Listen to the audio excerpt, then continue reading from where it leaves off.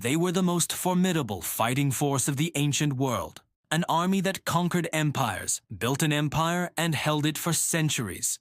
The Roman legions. But what made them so effective? It wasn't just brute force. It was discipline, engineering, and tactics so advanced they are still studied by military leaders today.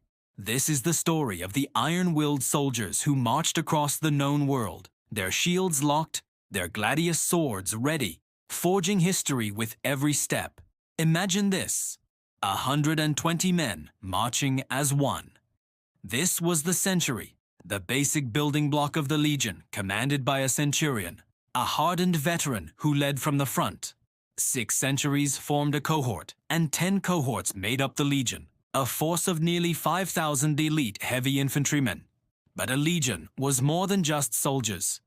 It was a mobile city, complete with engineers, surveyors, artisans, and medics. When they weren't fighting, they were building roads, bridges, aqueducts, and fortifications that still stand today, a testament to their incredible skill and organization. The legionary's equipment was a masterpiece of military engineering. He wore the Larica segmentata, flexible armor made of overlapping iron plates, offering excellent protection without sacrificing too much mobility. On his head, the Galea, a helmet designed to deflect blows and protect his neck and face. In one hand, he carried the scutum, a large, curved rectangular shield. It was heavy, but its design was brilliant. It could be used to punch, to create an impenetrable shield wall, or to form the legendary testudo, the tortoise formation, making a unit virtually immune to missile fire from above. And then there was his arsenal. The primary throwing weapon was the palum, a heavy javelin with a long, thin iron shank. When it hit an enemy's shield, the soft iron would bend, making it impossible to pull out and rendering the shield useless. Even if it missed and hit the ground, it bent, preventing the enemy from throwing it back. After unleashing a volley of pila to disrupt the enemy's formation, the legionaries would draw their secret weapon, the gladius hispaniensis, or Spanish sword. This short, double-edged stabbing sword was perfect for the close-quarters chaos of ancient battle. In the tight press of a shield wall, there was no room for wide swings. The gladius was designed for quick, lethal thrusts, a brutally efficient tool for a brutally efficient army. Before any battle, discipline was absolute. The day began with drills. Marching, weapon practice, and formation maneuvers were repeated relentlessly until they became second nature. This was the core of Roman military doctrine, turning ordinary men into components of a flawless killing machine. Every soldier knew his place, his role, and his duty. The price of failure was severe, but the rewards for valor were great. This unwavering discipline held the line steady in the face of charging barbarian hordes, panicked elephants, or determined enemy phalanxes. On the battlefield, the legion was a chess master's dream. The standard formation was the triplex aces, or triple line. The first line was composed of the youngest, most eager soldiers, the hastati. Behind them stood the principes, soldiers in their prime. And in the third line, the most experienced and reliable veterans, the triarii. The idea was simple, but genius. The first line would engage the enemy. If they started to tire or take heavy casualties, they could fall back through the gaps in the second line. The fresh principes would then move forward to take their place. This system allowed the legion to rotate its troops in the middle of a battle, constantly presenting a fresh, organized front to an increasingly exhausted enemy. The triarii were the last resort, a solid wall of veterans who could stabilize a failing line or deliver the final, decisive blow. As the Roman saying went, "It has come to the triarii," meaning the situation was desperate. One of the most famous tactical displays was the Battle of Pharsalus, where Julius Caesar faced his rival Pompey. Caesar was outnumbered, yet his tactical brilliance won the day. He noticed Pompey's plan to overwhelm his right flank with a massive cavalry advantage. In response, Caesar secretly detached a few cohorts from his third line and placed them as a hidden fourth line, angled behind his cavalry. He instructed them not to throw their pila, but to use them as spears, aiming for the faces of the enemy horsemen.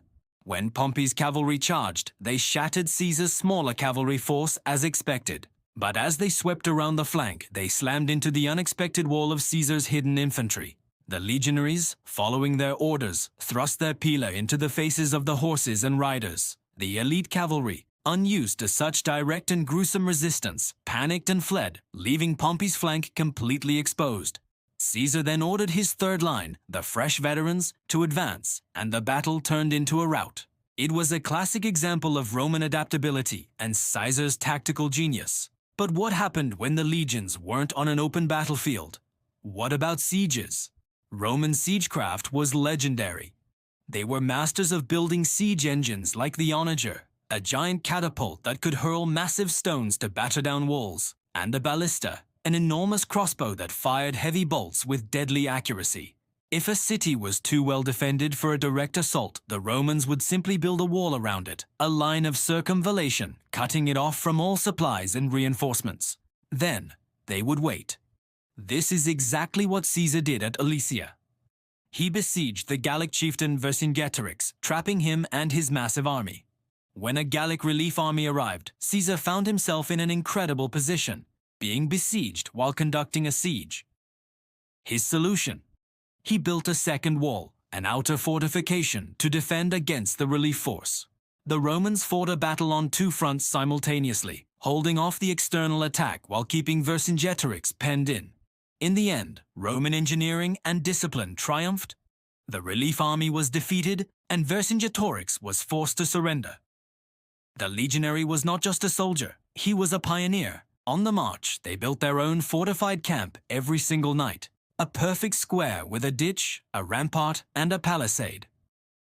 These camps were so standardized that a legion arriving in the dark could navigate it without issue. This practice kept the army safe and secure, allowing them to rest and recover, ready for the next day's march or battle.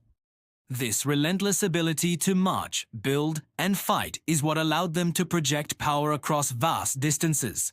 They didn't just conquer territory, they occupied it, controlled it, and integrated it into the empire through an unparalleled network of roads and forts. The Roman legion was more than an army. It was the engine of an empire, a symbol of order, and a force of nature.